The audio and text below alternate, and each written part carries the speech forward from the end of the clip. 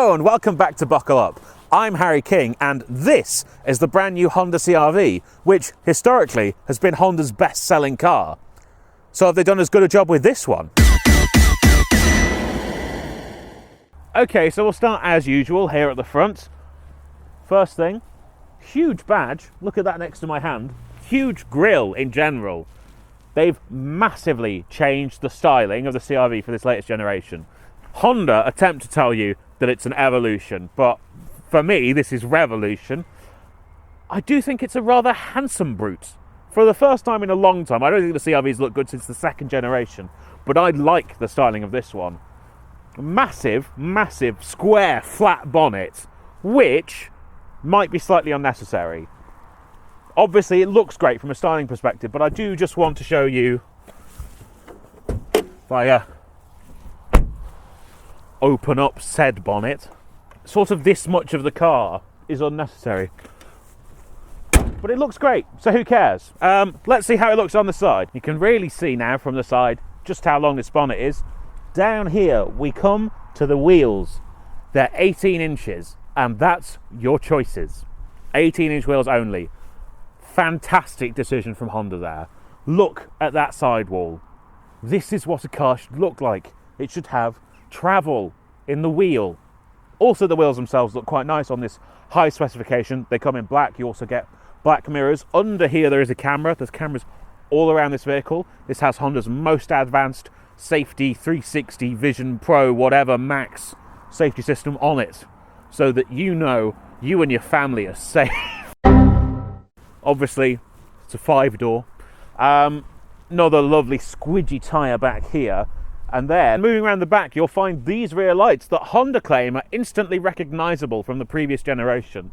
Though I think they're instantly recognisable from a Volvo XC60. It's an FEV, or EFEV, or EPHEV, however you pronounce this collection of letters. On that side is the CR-V badge. Let's get into this now. The HEV system that Honda uses contains the engine and some electric motors and a battery, and sometimes it drives on electric and sometimes it drives on the motor, and it sort of operates in the real world like a CVT, but it's not a CVT. And now this is also that, but with a bigger battery that you can charge yourself. There you go. Now everything you needed to know about the Honda propulsion system. So we'll pop open the boot, which is class leading in spaciousness. Nearly 600 litres of space in here, and the batteries are under the boot floor, so you might be thinking, oh no, there'll be nowhere for the charging cables. But you've got to remember, this is a Honda. They're great at practical space. So there's actually acres of room under here. So there's space for your fast charging cable and your granny cable and this box of wheel nuts and your toe plate and your tow bar and gloves and your tyre repair kit. Now, you might be thinking, Harry, why has this got a tow bar with it? Well, that's because this has been developed especially for if you need a hybrid for towing. So it's actually got 1.5 tons of towing capacity, even though it's a FEV, which is quite impressive. And also the neat freaks among us will be pleased to hear that the rear parcel shelf also fits under the boot floor if you want it to. Now you can lower the rear seats for even more space. However, it's not a continuous load floor. You've actually got this hump back here to get you up to the seat level of the middle seats as they're folded down. Other features in the boot in general, you've got some tow hooks up here at the side, a little light, a great big subwoofer. On this side you've got a 12-volt socket, and you have this area for tying down something that has somewhere gone missing. So I don't know what should be here, but it isn't. So if you had this car last, Honda needs that back, please. Anyway, speaking of the back, shall we try the back seat? Okay, it's massive back here. Now, Honda says this is C segment, which makes it the rivals of things like the VW Tiguan, the Hyundai Tucson, or the Ford Kuga. But I think actually size-wise, this is more similar to the next segment up. So that would be the Santa Fe or the Touareg. Obviously, this is only 5 seats, but there's just so much room here. And the car is so wide. Flat floor, big wide middle seat. There is, unfortunately, the seatbelt is up here, and also very hard to get out for the middle passenger, so that's not ideal. It's obviously better to have something around here, but there's lots of other things. You've got the seats that slide backwards and forwards. You've got full recline if you want to go back further, or you sit up bolt upright. I don't know why anyone would want to sit like this, but it is an option. All the things. USB-C down here, heated seats, lovely. You've got a cutout in the roof for your head, because this does have the sky is in the car. This car does have a sunroof, so the ceiling is a bit low in front of you, but there actually is enough room for me. I'm 180 centimeters or 5'11", whichever takes your fancy. So that's good. Big rear seat pockets. Oh, look at that. Honda's left me some AA batteries. It's nice of them. Pop them back in there. You've also got very large door pockets with a cutout for a bottle holder, and you've got this centre armrest, again, with cup holders in it. There is no through loading though, and these are 60-40 folding seats, so if you're a skier, you might want to look elsewhere. The ISOFIX is on these, which have a tendency, a possibility to get lost, but that's really the only downside of the back, that and the middle seatbelt situation. Otherwise, good show. Let's see how it is in the front. Okay, so here we are in the front. Instantly recognisable, the design language from the Civic, but bigger. So you've got this continuous air vent style thing here in the centre with all the hexagons on it, which I like. Infotainment screen that we've seen in a bunch of Hondas. Gauge cluster that we've seen in the Honda Civic. So I'll just pop the ignition on so I can show you the infotainment. So it is just standard Honda, nice and responsive. I do think though that this screen is a little small for this size of cabin, and slightly too far away from the driver, and maybe should be angled slightly towards the driver if it's going to be this size. Sometimes it's just a little hard to read the map. Rest of the cabin, there's a lot to like in here. So I've got rotary controls for the aircon and for the volume, thank the Lord. So you can actually do things while the car is moving, that's excellent. You've got wireless charging down here, nice big tray to put your phone in as well, so there's space for both the driver and the passenger's phones with wireless charging. I've got the cable here because I'm an Android user, so I have to use a cable, but if you're on the Apple train, you can use wireless for your Apple CarPlay. Here is the transmission selector. It's a series of buttons arranged over interesting inclines. So park and neutral are pretty much flat. Drive is angled back towards you, and then reverse, you actually pull back towards you, which some people struggle with, but I've actually not done it wrong once while I've had the car. It seems fairly intuitive to me. Drive mode's on the left, parking brake on the right. 2 cup holders here in the centre and a little coin tray, and then a large centre console storage area with a little shelf in it. You've got a damped glove box, very damped glove box, although it is a little bit light and plasticky, and lower down in the cabin there are some more hard plastics. I wouldn't usually get very fussed about that in this segment, but you know how I was speaking before about how this car is so much bigger than the comparable cars? Well, it's also more expensive. This actually is priced almost exactly the same as a Hyundai Santa Fe, which in theory this is the segment below of, even though it has more boot space. It gets yeah, whatever. On the steering wheel, loads of controls. Smart Cruise, all the Smart Cruise stuff. This will steer for you. It does the radar cruise thing. Excellent. Radio controls there. Heated steering wheel down here in the middle, and then obviously auto headlights with auto high beam, auto wipers. The fuel filler release is down here on the door, which is slightly quirky. I really like the design of this cabin, and I really like these seats. I think these are incredibly comfortable. They're nice, wide, squidgy. You sink right into them. They hug you. It's great. And then everything I'm looking at is really well designed. But there's one piece of design I want to highlight above all else just before we go driving. You look up here. This looks like a sunglasses holder, and it is. Don't worry, there's space for your sunglasses here. But it's also a mirror so that you can check that your children are getting up to no mischief while you're driving on your family holiday. But that's just sensible. That's useful for what this car is designed to be used for. Well done, Honda. Let's see if it's good to drive.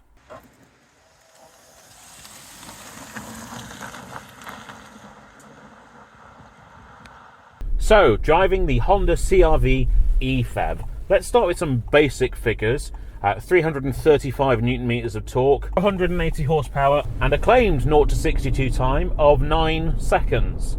However, other publications have had it down as low as 7.5. So I'm not sure that the power figure maybe is entirely truthful.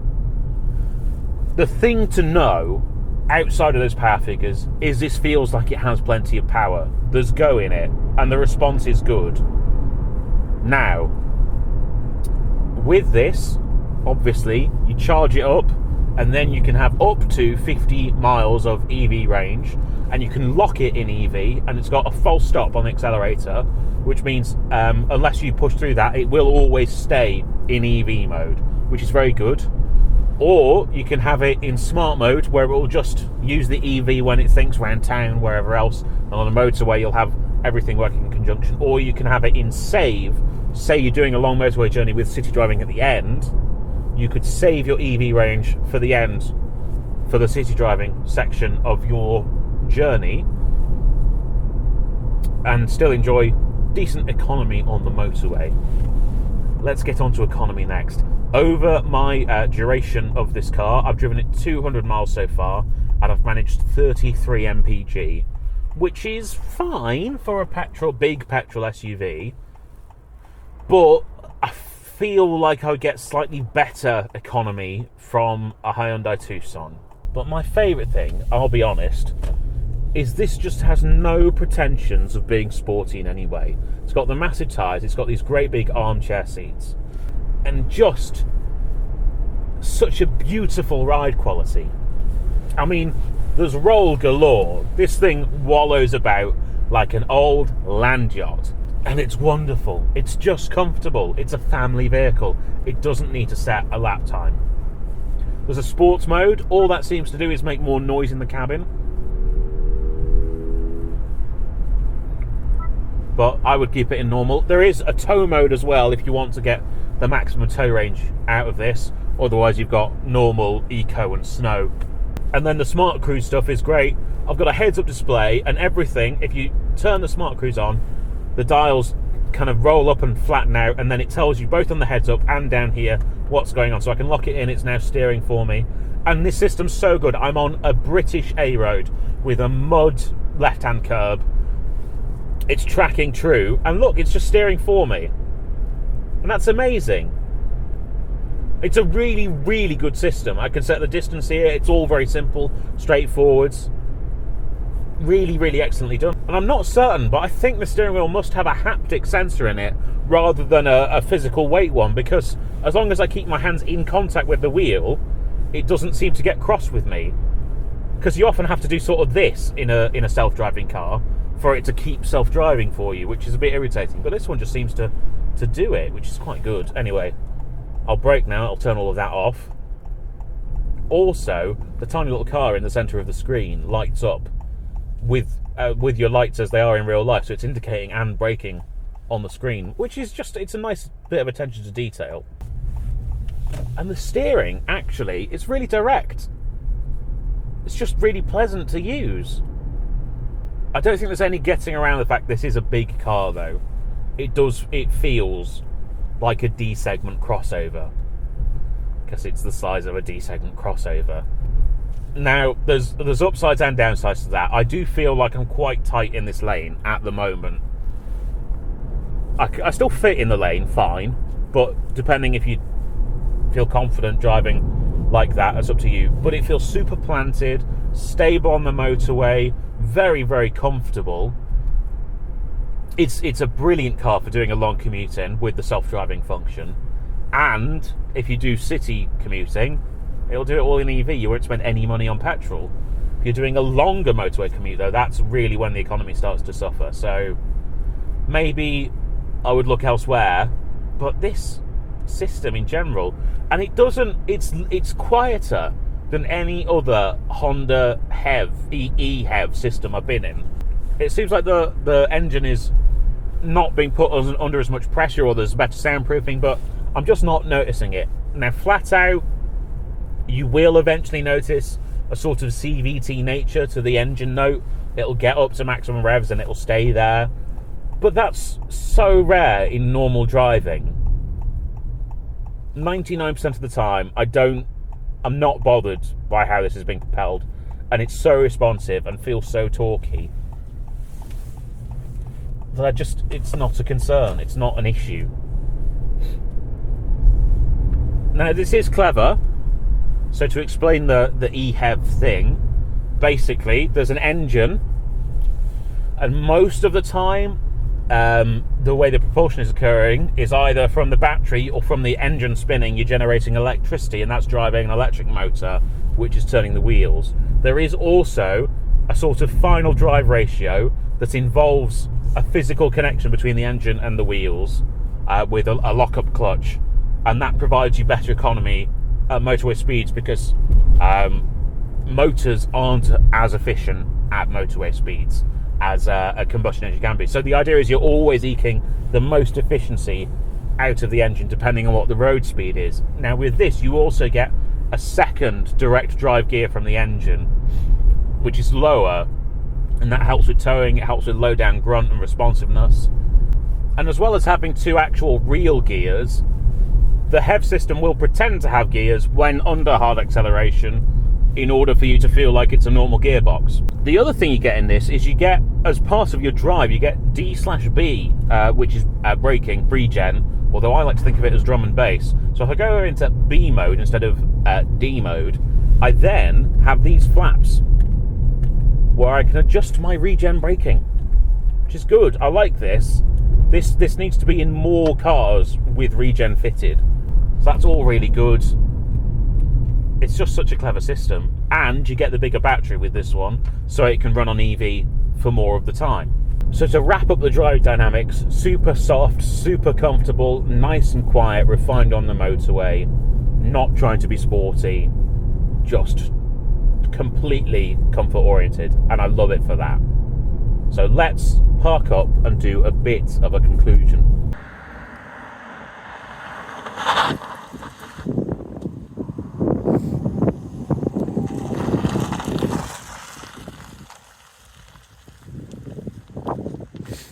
So the Honda CR-V, what do I think?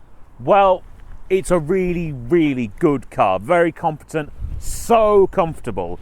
There's no pretensions here about sportiness or anything else. This is just a comfortable car, and I really, really like it for that. Yes, it's expensive, but you get so much space, you get so much tech, and actually you can get quite a good discount if you go down to your dealer and ask. So I'm going to recommend the Honda CR-V EFEV. I think you should go and take a test drive of one and see if you like it yourself. Thank you so much for watching. Please remember to like, comment, and most importantly, subscribe. If you go down to the description, you'll find all the places we do social media. You'll also find 2 ways you can support the channel. We have channel merchandise, like this hoodie I'm wearing now. Isn't it lovely? As Stevie Wonder said when he saw it.